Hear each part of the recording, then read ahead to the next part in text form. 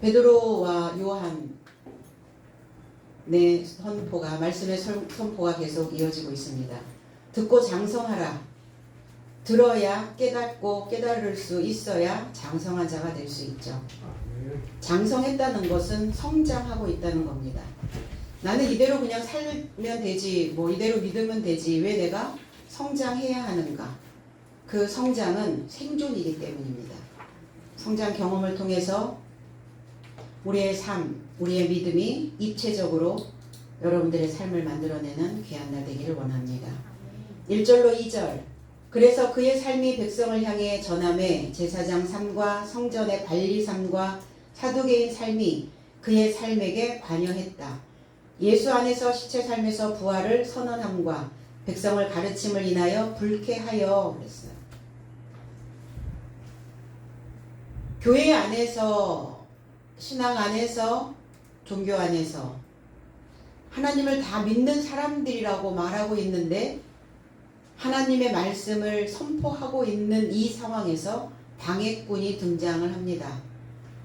근데 그들은 다른 사람들이 아니라 제사장이요, 성전 관리자요, 사두개인의 삶이라고 이렇게 표현하고 있습니다. 제사장, 히에루스라는 거룩한 자. 그럼 제사장은 어떤 자인가? 이 단어가 히브리어로 넘어가면 코헨이라고 하는 단어를 만드는데 제사장은 장식을 해주는 자고 치장을 해주는 자입니다. 무엇으로? 하나님의 지식으로. 이사야 24장 2절에는 백성과 제사장이 일반일 것이며 종과 상전이 일반일 것이며 비자와 기모가 일반일 것이며 사는 자와 파는 자가 일반일 것이며 체급하는 자와 채용하는 자가 일반일 것이며 이자를 받는 자와 이자를 내는 자가 일반일 것이라. 제사장과 백성과 제사장이 종과 일하는 자가 종과 상전이 그 다음에 비자와 기모가 여자 노예와 여주인이 또 사는 자와 획득하는 자, 소유하는 자와 그리고 팔고 있는 자가 취급하는 자, 빌리는 자와 빌려주는 자가 일반일 것이다. 이 일반이다. 그리고 이자를 받는 자와 이자를 내는 자가 이자를 내는 자, 그 다음에 이자를 받는 자, 이자들이 일반일 것이다. 이 아세르라고 하는 이 일반일 것이다 라는 이 단어는 한 방법이다, 같다, 평평하다 이런 의미를 가지고 있어요. 그러면 백성과 제사장이 평평해서는 안 되죠. 배움을 우리가 배우는 과정 속에서는 같아질 수가 없어요. 그래서 이게 아세르라는 단어가 같다라는 의미를 가지고 있어요. 같다. 그럼 백성과 제사장이 같아질 수 없죠. 백성이 다 배워서 그가 제사장급이 되었을 때 그 지식과 같아지는 것이지 배움의 과정을 가고 있는 이 상황에서 같아질 수가 없어요. 그런데 그들이 지금 같으며 그럼 성전을 맡고 있는 가르침을 가지고 있는 자가 같아질 수가 없죠. 그리고 종과 상전이 하녀와 여주인이 사는 자와 파는 자 여러분들은 지식을 지금 사고 있는 자들이고 저는 지식을 저의 가치를 하나님의 가치를 팔고 있는 자입니다. 근데 같을 수가 없죠. 부족하였다면 살 필요가 부족하지 않으면 살 필요가 없죠. 파는 자가 가지고 있는 것이나 사는 자가 가지고 있는 것이 같다면 굳이 그것을 살 필요가 없어요. 같다. 자, 체급하는 자. 무엇인가를 팔고 있는, 채용하는, 빌리고 있다라는 것은 내가 부족하기 때문에 또 빌리는 거죠. 나한테 없는 것을 빌리는 것이죠. 그런데 빌리는 자나 빌려주는 자가 같아 있다면 이자를 받는 자, 이자를 내는 자, 이자를 받는 자는 이미 내가 빌려준 자죠. 이자를 내는 자는 내가 무엇인가를 빌려온 자죠. 그런데 또 채워지지 않고 있기 때문에 빌려왔는데 빌려주는 자나 빌려온 자나 이자를 내는 자나 이자를 받고 있는 자가 똑같다면 같다면 아무 의미가 없다는 거예요. 지식의 차등을 이야기하고 있는 겁니다. 비어있는 땅이 공허하게 되고 먹이가 없는 산이 황무하게 되었다. 가르치는 자가 수준이 있게 가르쳐야 되는데 백성들이 알고 있는 것이나 제사장이 가르치고 있는 내용이나 똑같아. 평탄해. 차등이 없어. 높낮이가 없어. 평평해 그 지식이. 그러니까 비어있게 되고 공허하게 되고 황무하게 되어진다는 거예요. 먹을 게 없다는 거예요. 가지고 올 것이 없다는 거예요. 하나님의 지식을 가르치는 주인된 자들이, 빌려주는 자들이, 이자를 받고 있는 자들이 별다른 지식이 없다는 겁니다. 높은 지식을 소유하고 있지 않다는 거예요. 그러니까 다 텅텅 비었단 말이에요. 그러니까 하나님은, 여호와는 이들을 향하여 이 제사장, 주인들, 빌려주는 자, 이자를 받고 있는 자, 이들이 다 누굽니까? 지도자들이라는 거예요. 제사장이라는 겁니다. 그 제사장들의 삶이 아무것도 내놓을 수 없는 자기의 가치를, 하나님의 가치를 팔 수 있는 상황이 되어져 있지 않고 있다면 그들은 다 공허하게 되어지고 황무한 땅이 되어질 것이다. 성전을 맡은 자, 성전 관리인입니다. 성전을 맡은 자가 누굽니까? 집사입니까? 지도자입니다. 제사장들이에요. 성전을 맡은 자나 또 바리새인, 여기 또 사두개인, 이들이 다 목자들이라는 거예요.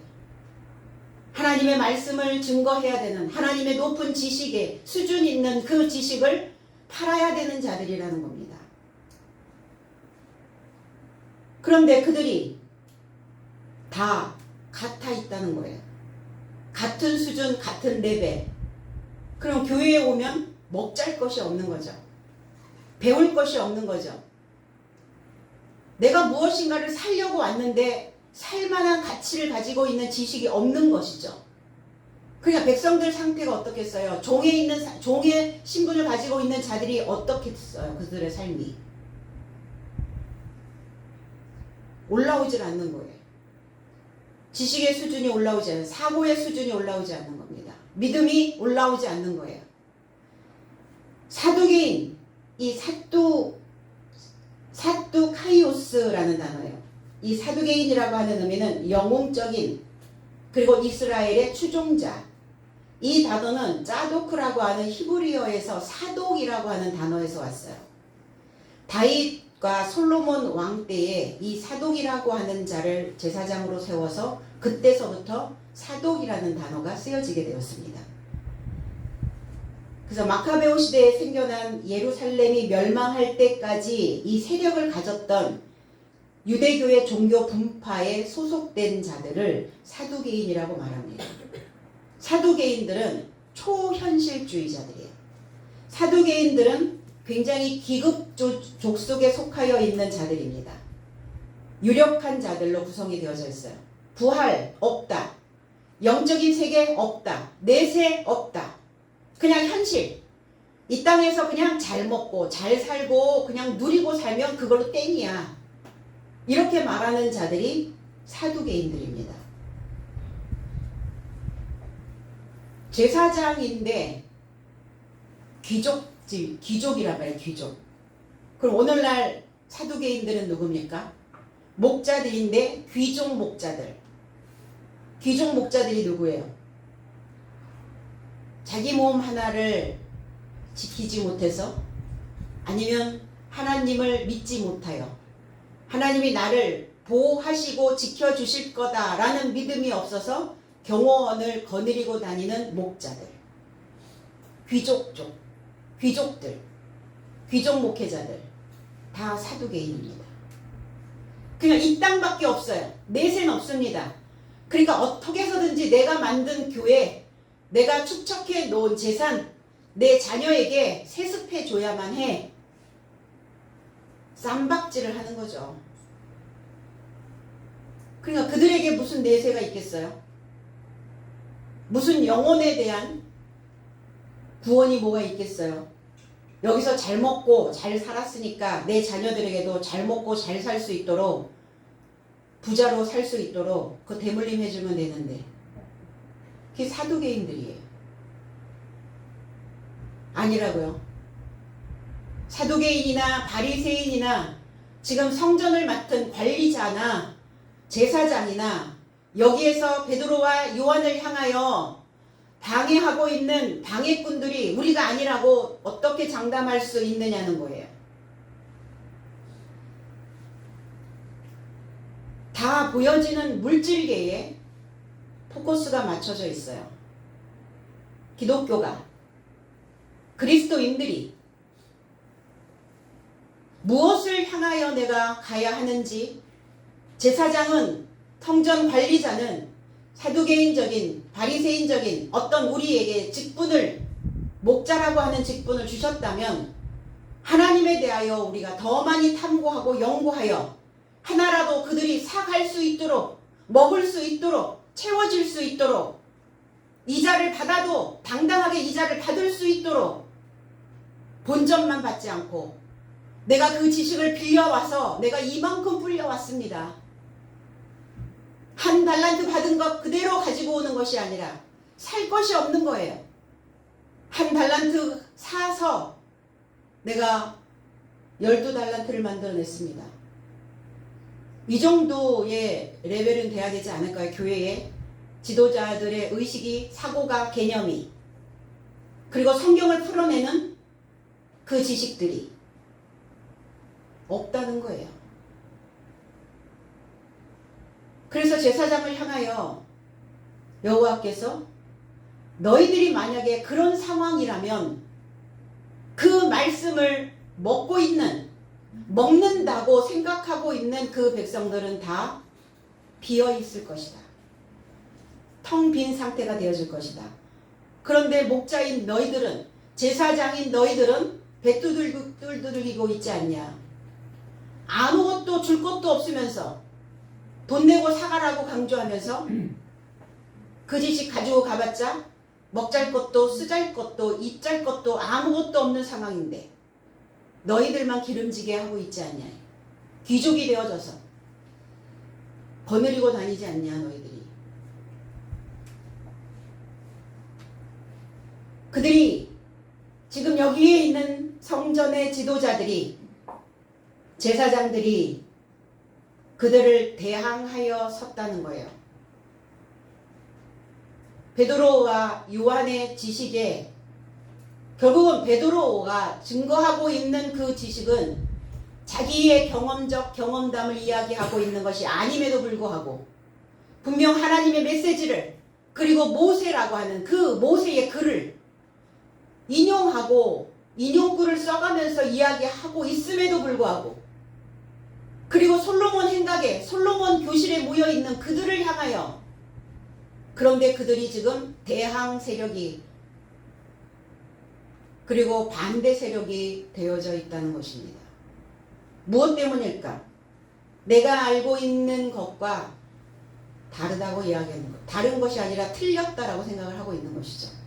누가복음 20장 1절로 2절에 하루는 예수께서 백성을 가르치시며 복음을 전하실세 대제사장들과 서기관들이 장로들과 함께 가까이 와서, 그냥 가까이 온 게 아니라 대항하여 온 거예요. 반대편에 서 있는 겁니다. 말하여 가로되 당신이 무슨 권세로 이런 일을 하는지, 이 권세를 준 이가 누구인지 우리에게 말하라. 재석은 그리고 그날 삶의 하나 안에서 발생하였으니 예수께서 성전 안에서 백성을 가르치시며 복음을 전하자 대제사장과 서기관 장로 삶이 접하여 서서 상관한 거야, 상관. 가까이 바로 턱 밑에 서서 이렇게 삿대질을 해가며 그를 향하여 말하였다. 가로되 당신이 어떤 종류의 권세 안에서 이 삶을 행하는지 이 권세를 당신에게 준 자가 누구인지 내 삶에게 말하라 그랬어요. 말 안 하신 적 없거든요. 내가 증거하는, 내가 하는 이것은 내 말이 아니라 하나님께서 나에게 주신 그 메시지를 나는 증거하고 있는 것이다. 그들이 알고 있는 차원, 구약의 그 메시지, 그래서 그들이 알아듣지 못할까봐 모세의 글을, 구약의 인용을 해가면서 증거하고 계셨어요. 그런데 그들은 주님이 말씀하실 때 가르침을 받지 않고 있었다는 겁니다. 귀를 닫고 있었죠. 결국은 우리가 진리 안에서 성실하게 바르게 가고자 하는 이 길을 누가 방해하고 있는가? 종교자들이. 종교 행위를 하고 있는 자들. 자기는 거룩한 척 하고 있는 자들이 방해하고 있다는 겁니다. 그래서 이 복음이요, 오히려 하나님을 알지 못하는 이방인들을 향하여 들어간다는 것을 우리는 알아야 돼요. 이방인들을 향하여 이방인들이 먼저 이 말씀을 깨닫고 이 깨달은 말씀을 사가고 이 말씀을 가지고 가고 그리고 거기에 덧붙여서 이자를 내는 자들이었다는 겁니다. 믿고 있다라고 신에 대하여 알고 있다라고 말하는 너희들에게 질투하게 하려 합니다. 질투심이 좀 나야 되는데 그들은 신에 대하여 하나님에 대하여 잘 안다고 말하면서 정작 들으려고 하지 않았다는 거예요. 왜 배워야 하는가? 왜 가르침을 받아야 하는가? 가르침을 받고 있다라는 것은 내가 얼만큼 모르고 있다라는 것을 깨닫게 된다는 거예요. 내가 모르고 있다라는 것을 배우지 않으면 몰라요. 가르침을 받지 않으면 모릅니다. 모르면서 하나님에 대하여는 안다고 말하는 거예요. 철학자 니체는 신은 죽었다. 이렇게 말했거든요. 정말 신이 죽어서, 신이 없어서 죽었다고 말했을까? 신을 안다고 말하는 자. 결국은 니체는 신에 대하여 너무 잘 알고 있었던 거예요. 그러나 신에 대하여 안다고 말하는 자들은 모르고 있었다는 거예요. 너희들 속에 신은 죽었다는 거예요. 너희들은 신에 대하여 알지 못하면서 알고 있는 척하고 있지 않느냐. 하나님에 대하여 모른다고 말하는 자들이 오히려 어떻게 보면 이 이방인들이 하나님에 대한 더 열망과 하나님에 대하여 더 잘 알고 있었을 수도 있다는 겁니다. 그래서 이방인들이 하나님의 교훈을 잘 받아들인 그 상황이 되어졌다는 거죠. 고정관념이 얼마나 무서운지 아세요? 이 고정관념이 눈꺼풀을 덮습니다. 눈꺼풀을 덮으면 아무것도 안 보여요. 오늘 사두개인, 장로들, 또 대제사장, 또 성정관리자, 이들이 고정관념에 눈꺼풀이 덮여있는 자들이라는 겁니다. 안 보이는 거예요. 뭐만 보이겠어요? 달콤한 거짓말만 보려고 하는 것이죠. 무슨 거짓말을 합니까? 교회에 발을 들여 놓는 것과 동시에 구원받았다라고 말하죠. 이렇게 믿어도 구원이 있다. 이렇게 믿어도 천국의 삶이 된다. 하나님만 믿으면 다 잘 먹고 이 땅에서 잘 살게 될 것이다. 이 달콤한 거짓말만을 원하고 있는 거예요.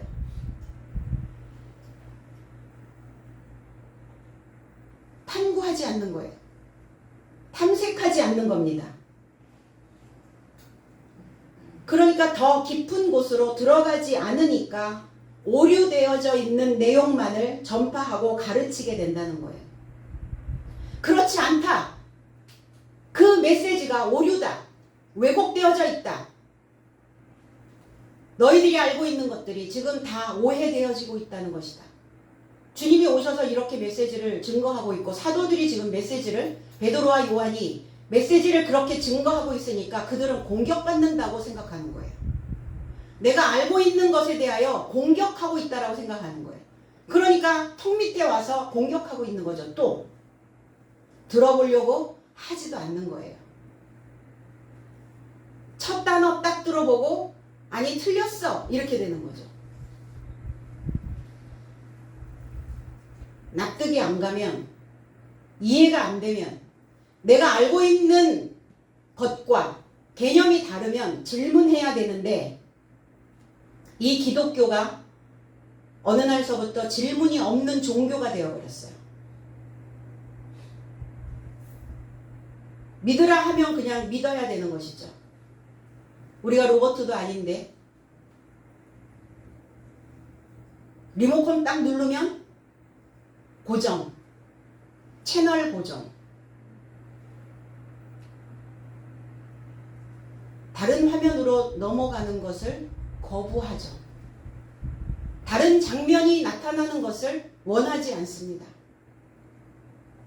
늘 그 상태에 고정되어진 상태로 그 채널만을 보게끔 세뇌시키고 있었다는 겁니다. 그 백성을 지금 가르쳤거든요. 왜? 폭넓게 적용하며 살으라고. 그런데 무엇을 가르쳐야 하는가, 교회가? 성도들은 무엇을 또 배워가야 하는가? 배우기 위해서 교회에 나왔는데 과연 배울 것이 있는가? 저와 여러분들의 삶이 다 교회인데 이 교회가 사람들을 가르칠 수 있는 교훈을 가지고 있는가? 아니면 내 고정관념에 눈꺼풀이 덮여서 여전히 덮여진 상태로 그대로 가도 괜찮다라고 생각하는가?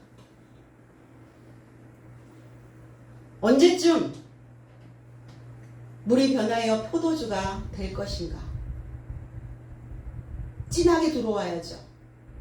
진하게. 그 지식이 진하게 들어와서 내 마음에 새겨져야 됩니다. 물은 물들이지 못해요. 그러나 물이 변하여 포도주가 되면 사람들에게 물을 드립니다. 사람을 살려낼 수 있는, 일으켜 세울 수 있는 그 지식이 저와 여러분들의 혀를 통해서 이 혀 끝에서 떨어지는 포도주여야 된다는 것입니다. 살려내는 힘이, 일으켜 세울 수 있는 힘. 물보다 진한, 한층 더 높아진, 그래서 맛과 향이 제대로 나는 참된 그리스도인들의 그 삶이 모여있는 그 교회.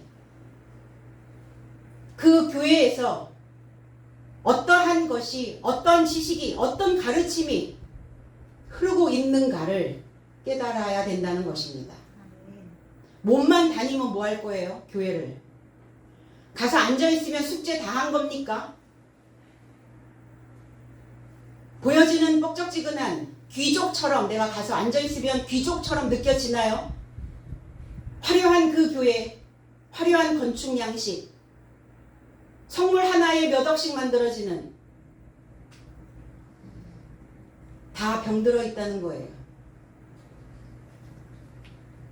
그 진한 지식이 나의 뇌 속에 흡수되어져야, 그래야 내 생각들을 다시 재창조해낼 수 있습니다. 하나님께서 맡겨주신 나의 삶의 사역을 위해서 우리의 죽어 있었던, 덮여 있었던 그런 의식들이 깨어나고 있는가, 일어나고 있는가, 부활하고 있는가.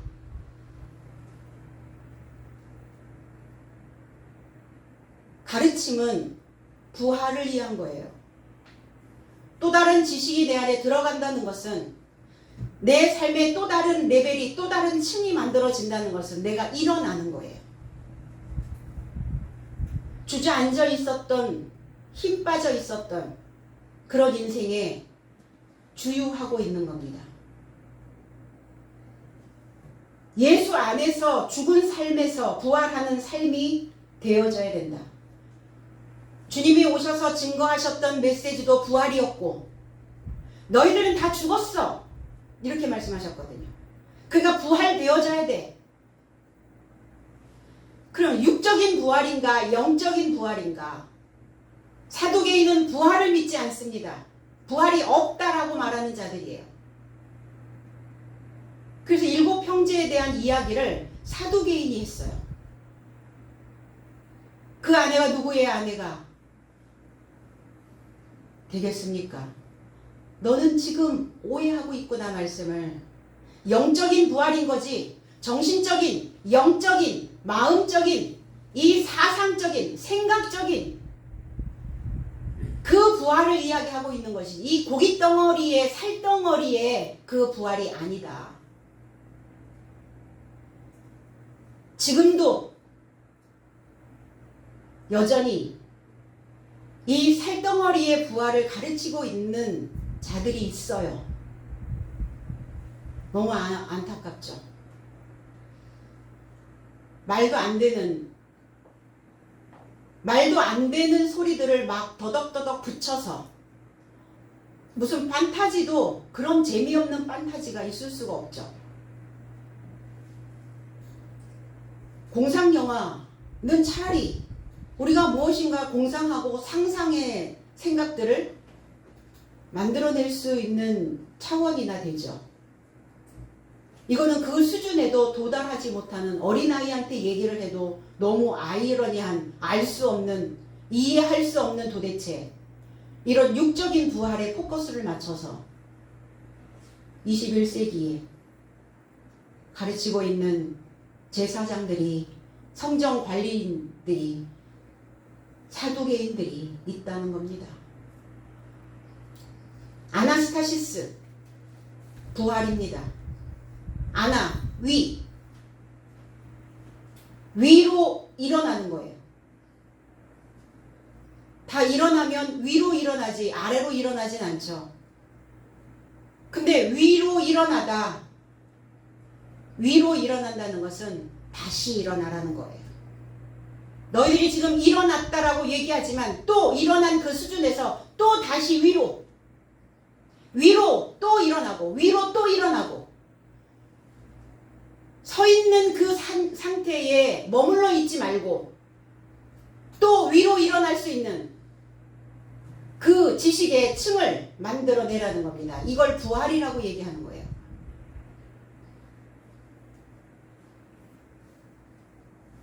들려오는 소리, 이미 기록되어져 있었던 장로의 유전에 의하여, 풍문에 의하여 그냥 믿으면 된다라고 그것을 여전히 또 믿고 있는, 우리가 거기에 다 지금 잘못되어져 있는 메시지가 있음에도 불구하고 이거를 바꾸려고 하지 않아요. 뒤집어야 되는데 뒤집지를 않죠. 그럼 의식이 있는 저와 여러분들은 묻고 또 물어서 진짜가 무엇인지, 진실이 무엇인지, 참된 것이 무엇인지를 찾아내야 된다는 겁니다. 관습에 의한 신앙, 그건 죽은 자들이에요. 서 있어요. 서 있다라고 생각하죠. 그럼 부활은 서 있는 것 위로, 또 더 위로, 더 위로.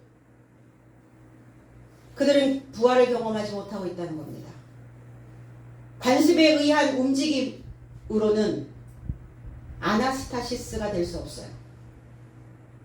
그냥 히스테미는 될 수 있죠. 히스테미 그냥 일어서다, 이거는 될 수 있어요. 그러나 아나, 위에 쓸 수 있는 상황이 안 된다는 거죠. 우리의 신앙은 타성에 의한 움직임이 아니에요. 위로 올라가려면 동력이 필요해요. 가만히 서 있으면 동력 필요 없습니다. 위로 올라가려니까 동력이 필요한 거예요.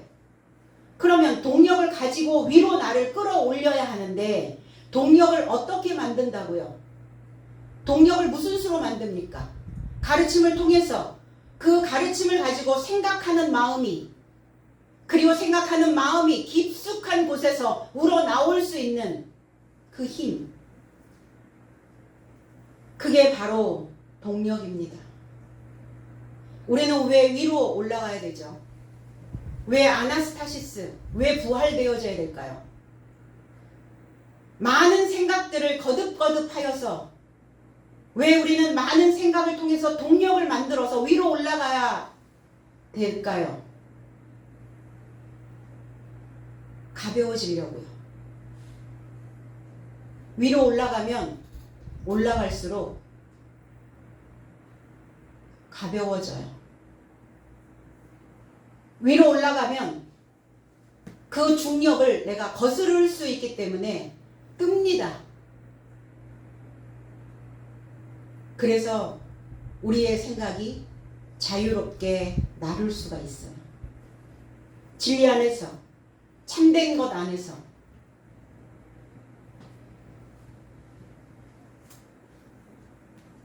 부활이 되어지지 않으면 늘 어려워요. 어렵게 살아요. 힘들게 살아요. 버겁게 삽니다. 그 무게감을 감당하지 못해요.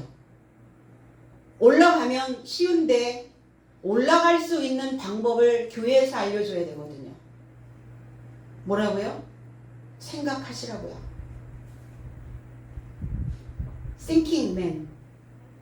생각을 할 수 있는. 그래서 생각 없이 살은 그 죽은 의식에 생각의 동력을 만들어서 나에게 날개를 달아 떠오르게 하는 겁니다. 어떻게 살아날 건가? 생각이 떠오르고 있다면 어떻게 살지? 어떻게 살아야 될까? 어떻게 사는 것이 최상일까? 생각을 해서 덮여있는 고정관념들을 벗겨내는 거예요. 아, 내가 지금 이렇게 고정되어 서 있구나. 멈춰 있구나. 생각을 거기까지 하면 그러면 부활 안에 합류하시는 겁니다. 그 생각조차 하지 못하고 있다면 내가 뭘 어쨌다고, 내가 뭘 어쩌라고 그러고 있다면 우리의 생각에 동력을 만들어내지 못하고 아나스타시스, 위로 일어설 수가 없는 겁니다. 결국 생각의 한 끗 차이예요. 뚫고 올라가야 되죠. 무엇 때문에 이들이 방해꾼이 되어져 있었을까? 도 전함을 전파하고 있는 도, 카탕겔로, 카타, 따라서라는 단어, 안겔로스, 소식을 가져오다. 소식을 따라서 그 도를 전하고 있거든요. 소식을, 연결된 소식을 지금 전하고 있는 거거든요. 공포하고 있는 거예요. 보여주고 있는 겁니다. 설교하고 있는 거예요. 그러니까 그들이 싫어하며 그랬어요. 싫어. 디아포네오. 괴로워하다, 애쓰며 나가다, 불쾌하게 생각하다. 괴로워. 뭐가 괴로워요? 그냥 이대로 살다 가면 괜찮은데 뭔가 자꾸 향하여 가야 되니까 그냥 서 있어도 괜찮은데 걸어야 하니까 움직여야 하니까 괴로운 거예요. 왜 받아들이지 않을까? 받아들이면 새로운 것을 가지고 힘을 써야 되니까. 새로운 가르침이 들어오면 그 새로운 가르침대로 살아야 하니까 그게 싫은 거예요. 다 그럴까요? 다 그렇지는 않아요. 새로운 것이 들어오면 야, 내가 알지 못했던 것들인데 그러면 이런 방법으로도 한번 살아볼까? 이렇게 받아들이는 사람이 있고, 새로운 것이 들어오면 귀찮아, 싫어, 보기 싫어. 그래서 자기 고집대로 가는 사람이 있어요. 그럼 나 혼자 동물 팔고 사는 게 아니니까 내 고집대로 사는 사람, 그 옆에 있는 세상은 어떨까요? 그 세상도 같이, 그 공간이 같이 황무해져 버린단 말이에요. 베드로의 설교가 불쾌한 거예요. 불편한 겁니다. 진리를 거스려, 참된 것을 거스려서 그들이 입고 있는 옷들이 다른 옷을 입고 있는 거예요. 베드로가 주는 옷을 입고 싶지 않은 거예요. 자기가 입고 있는 옷만 고수하고 싶은 거죠. 그러면서 스스로 이게 최적화된 사이즈야. 이 옷 외에는 다른 옷이 없어. 이 옷이 가장 편해. 집에 가면 우리는 어떤 옷을 입죠? 가장 편한 옷을 입죠. 그 가장 편한 옷을 또 외출복으로 입고, 또 사람을 만나러 가도 입고, 어디를 가도 입고, 맨날 그 옷만 입고 다닌다면 어떻게 될 것 같아요? 안 될 것 같아요? 그거는 안 될 것 같으면서 우리의 삶의 방식들은 왜 바뀌지 않고 있을까? 왜 가장 편한 옷만 입고 온 사방천지를 다 휘저으며 살고 있는가? 오늘 여기 있는 성전 안에 관리인, 제사장, 사두개인들이 가장 편한 옷이라고 생각하고 가장 잘 맞는 옷이라고 생각하고 베드로가 주는 그 설교의 옷을 입지 않는 겁니다. 그러니까 불쾌한 거예요. 벗으라고 하니까. 불편한 거예요. 싫은 거죠.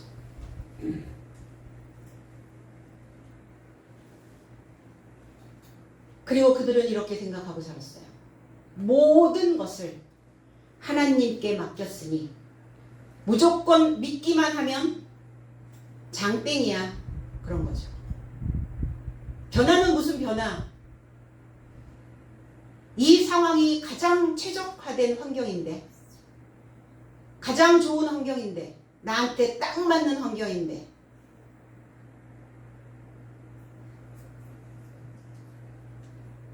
이렇게 다 맡겼으니까 그러면 당연히 구원이고, 이렇게 맹종하는 태도로 결국은 맹종하는 이유가 있어요.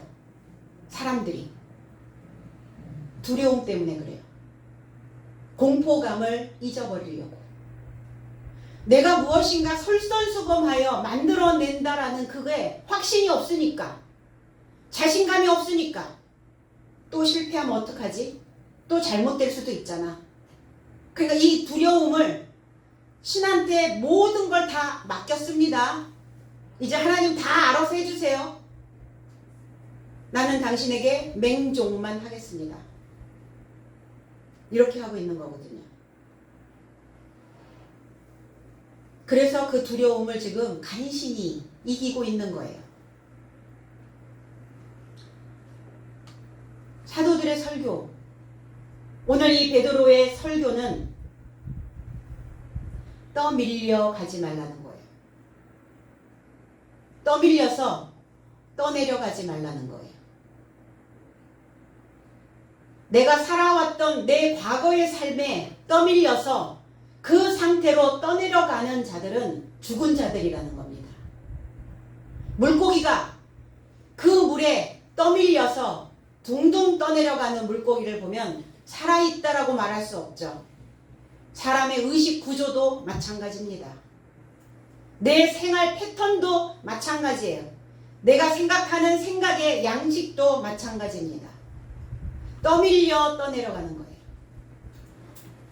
그러나 그리스도 예수가 오셨고 사도들의 가르침은 떠밀려 떠내려가지 말고 거슬려 가라는 거예요.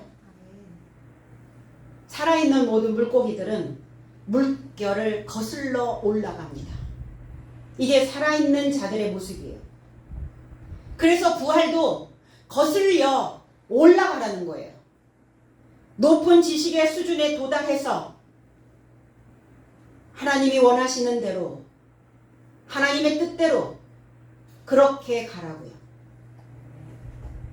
스스로 죽은 자처럼 떠내려 갈 것인지, 아니면 힘들어도 내 에너지를 지금 좀 끌어당겨서 써도 내가 역류하며 갈 것인지. 역류하다 보면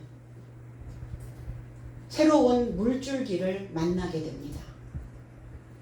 그 물줄기를 찾을 것인지. 그럼 우리 인생에 도전을 해야죠. 지금 이 나이에 뭘 하던 대로, 있던 대로, 살던 대로. 86살 드신 노인이 그림을 그리기 시작했답니다. 처음에는 그냥 문화센터에 가서 미술 도구를 챙겨오라고 하니까 챙겨서 그렸어요. 그런데 그림을 그리다 보니까 어느새 90세가 되셨어요. 전시회를 했더라고요. 그러면서 내가 여기에 도전을 하지 않았다면 나는 그냥 골방에 처박혀 있는 늙은이로, 동네에 그냥 실실 돌아다니는 그런 할멈으로 전락해 있을 것이다. 저와 여러분들의 삶에 새로운 그림을 그리고 싶지 않으신가요? 여전히 그 하나의 그림만을 가지고 이것이 전부라고, 이 그림이 나에게는 어울리는 그림이라고 그렇게만 갈 건지, 아니면 나는 지금 새로운 그림을, 내 인생의 새로운 작품을 만들기 위해 뭔가 또 도전해 보고 싶은 건지. 그게 뭐라 그래요? 새로 해봐. 새로운 거에 도전해봐. 이러면 듣기 싫죠. 당연히 듣기 싫죠. 왜? 뭘 또 하라고. 이 나이에, 이 시점에. 질병입니다. 코비드. 코로나가 발병이 되면서 코비드라는 그 D라는 단어가 디지드, 질병이라는 단어예요. 질병. 종교적 질병에 걸린 자들이 바뀌는 것에 대한 두려움, 변화에 대한 공포감, 그냥 다 천편일률적으로 똑같은 모양으로 다 깎아놓은 모습, 그 모양. 하나님의 형상을 만들어야 돼요. 우리는 하나님이 우리에게 알게 하시고 깨닫게 하시고 가르치시고 교육하시는 그 지식으로 하나님의 형상을 만드는데, 하나님의 형상은 고정된 모양이 아니에요. 신기하게도 이쪽 모양을 보면 또 다른 모양이, 저쪽 모양을 보면 또 다른 모양이, 너무나 다양한 모양이 그 지식으로 인하여 나타나진다는 겁니다. 어느 쪽을 향하여 가느냐에 따라서 그래서 하나님을 회전해서 보라는 거예요. 그 다양한 것을, 다양한 지식의 조합을 이루어서 하나님의 형상을 만들어내라는 겁니다. 머리에서 팍 다양한 지식들이, 무엇인가를 할 수 있는 가능성들이,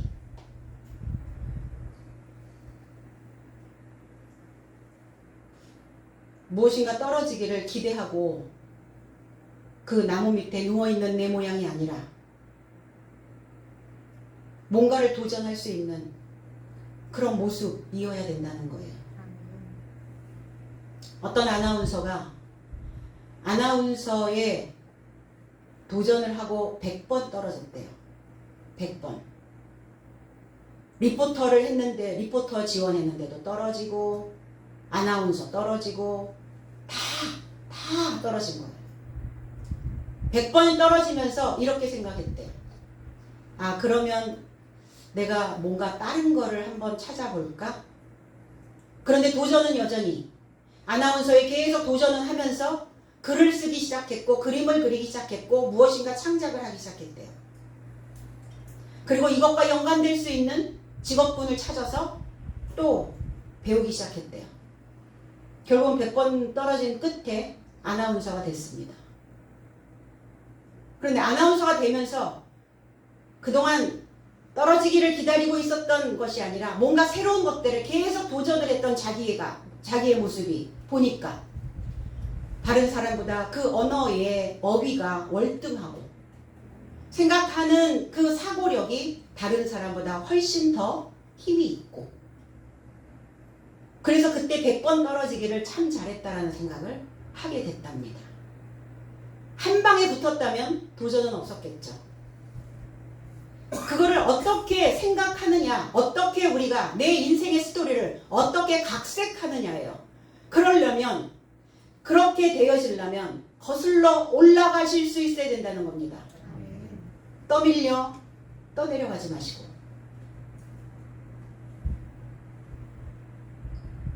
그래서 참말을 해도 사람들에게 설득되지 않는 제사장, 성전관리, 사두개인.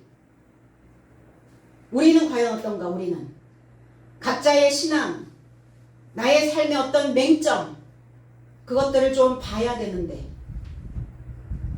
우리의 신앙의 전선에 이상이 없습니까? 전선에서 전쟁을 치르는 곳에서 병사가 한 명이 죽었어요.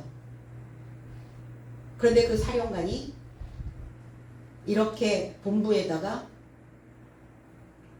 얘기를 합니다. 서부 전선의 이상무. 여기는 아무 이상이 없습니다.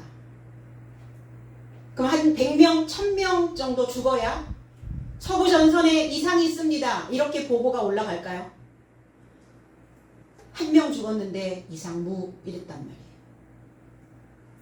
나의 신앙의 이상무?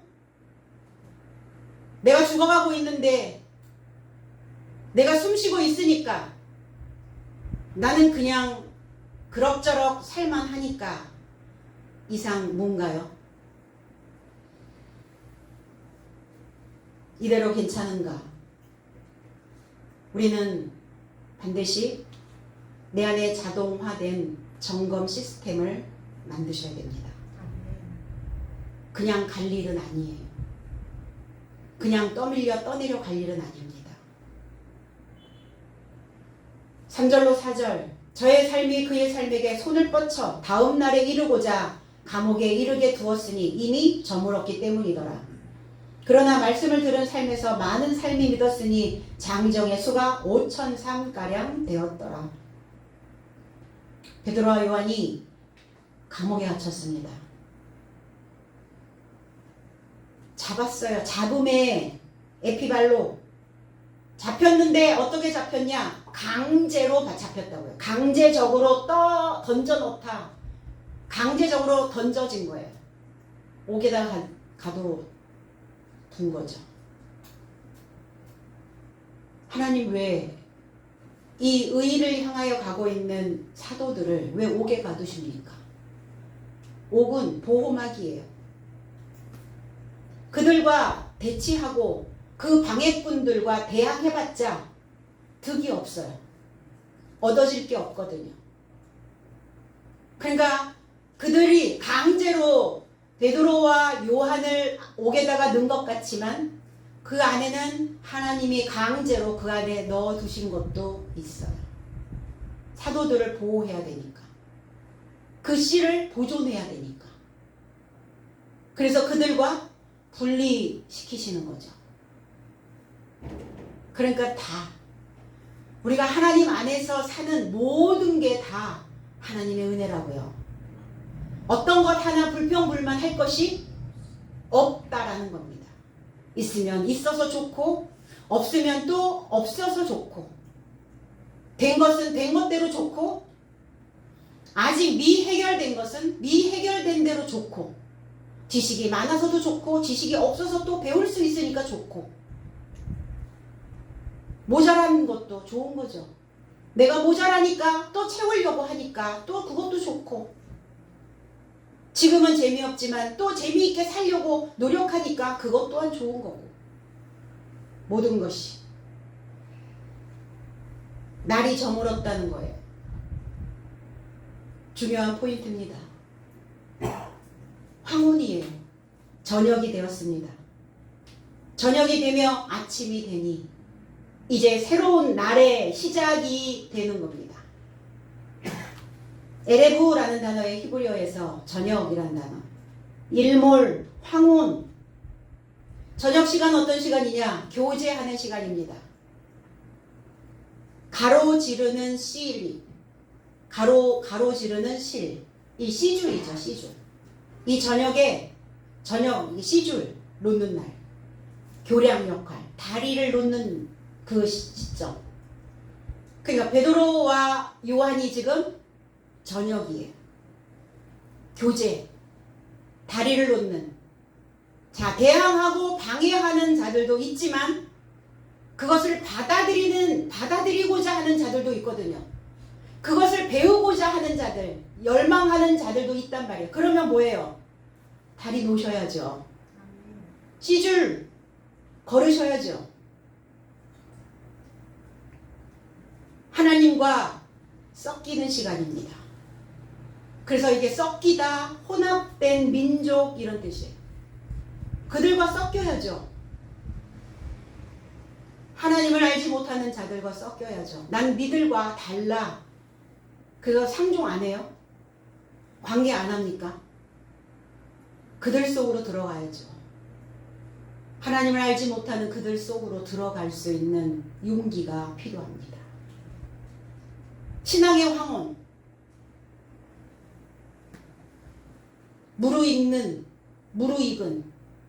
그럼 저와 여러분들이 다 신앙의 황혼길을 맞이했어요.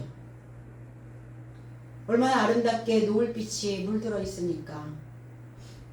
이 말씀으로 우리가 얼마나 아름답게 지금 물들어 있는지 여러분들은 이곳에 있으니까 잘 모르시죠?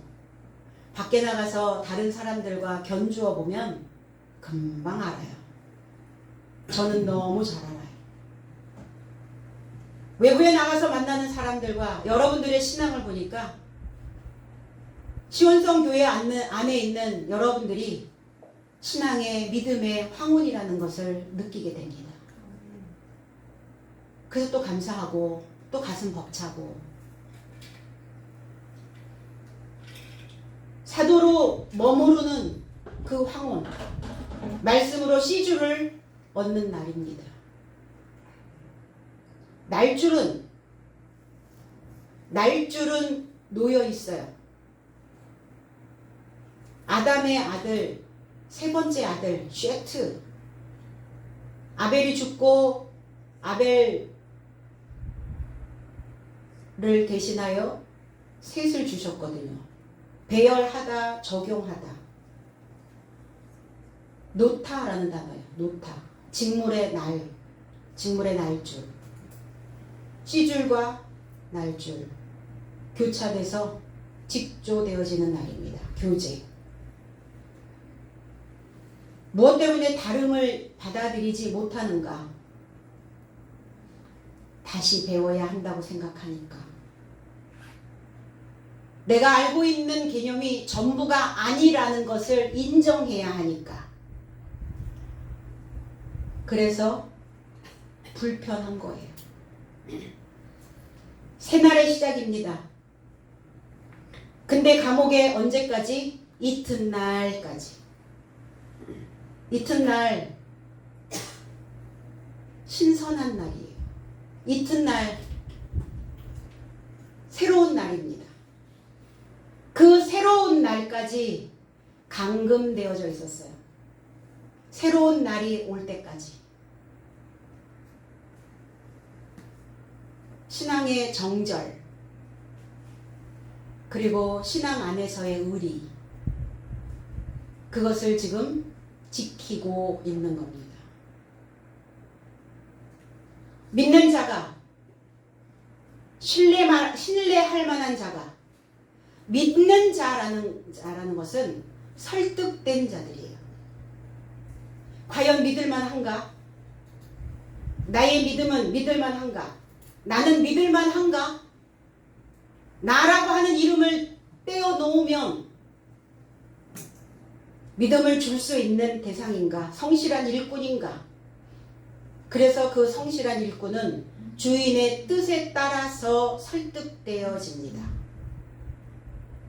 내 맘에 안 맞다고, 내 입맛에 안 맞다고 불평불만하는 자가 아니라 그 주인의 뜻에 따라, 그 의도에 따라 그렇게 가는 자들입니다. 이게 믿을 만한 거예요. 믿음직스러운 거죠.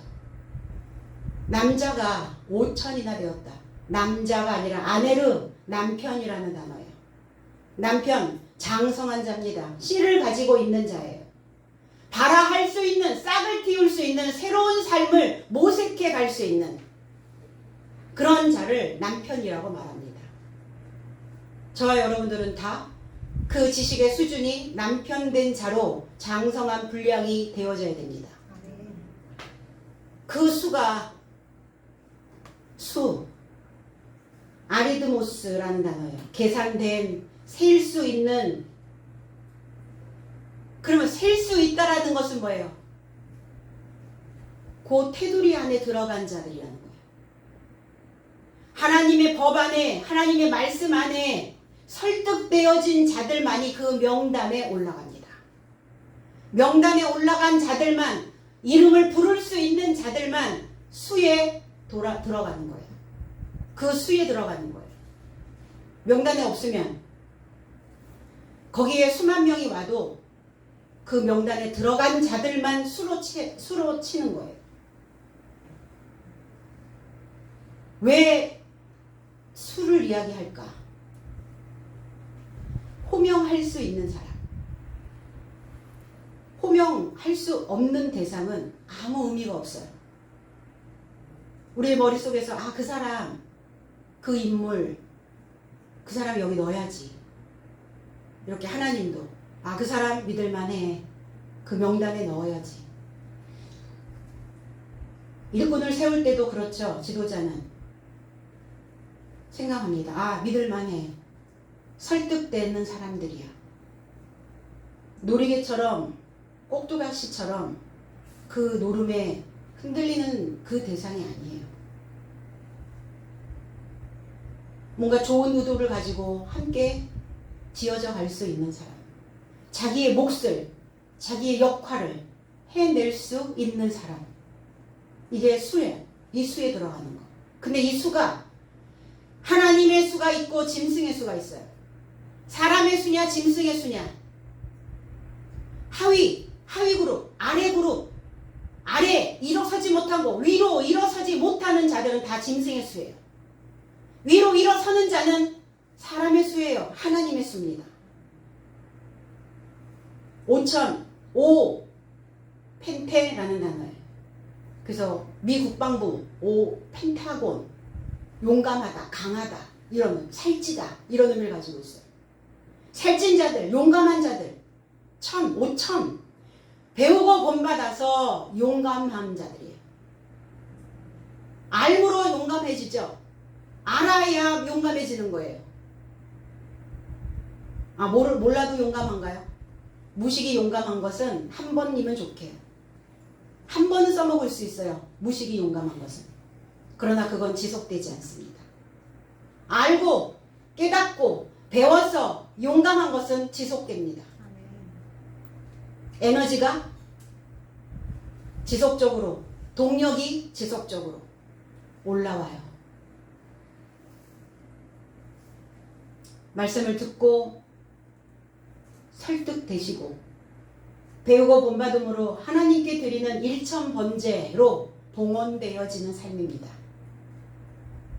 그래서 저와 여러분들은 이렇게 용감한 남편으로, 용감한 씨로 발아할 수 있는, 싹을 틔울 수 있는 그러한 자들로 그 사도의 명단에 들어갈 수 있어야 될 줄로 믿습니다. 저들과 똑같은 숫자의 하나가 아니라는 것을 저와 여러분들은 증명해내야 됩니다. 떼지어 몰려다니는 그 생각을 우리 다시 직조해서 다른 언어, 다른 이름, 다른 지문. 그래서 우리는 그렇게 얘기하죠. 그 사람이 그 사람이야. 그 인간이 그 인간이야. 그게 아니라 우리는 그 사람이 그 사람이 아니고 그 인간이 그 인간이 아니라 그렇게 몰려다니는, 떼지어 다니는 똑같은 부류의 인간이 아니라 유일한 존재. 그 유일한 존재로 하나님과 함께 사람들을 사랑하고 그리고 그들을 그 지식으로 끌어안고 믿음직스러운 그 신앙인으로 남편이 되어서 이 남편의 입에서 나가는 그 지식으로 씹어줄 수 있는 많은 인생들의 그 마음의 허기를 채워줄 수 있는 그러한 장성한 자가 되어지시기를 주님의 이름으로 축복합니다. 기도하겠습니다. 아버지 고맙습니다. 오늘 우리에게 신선한 이 날을 허락하심을 감사드립니다. 아침이 되고 저녁이 되어 이제 우리 모두가 다 신앙의 황혼기를 맞이할 때 아름답게 물들어 있는 믿음직스러운 설득되어진 그리고 용감한 우리의 믿음이 있게 하여 주시옵소서.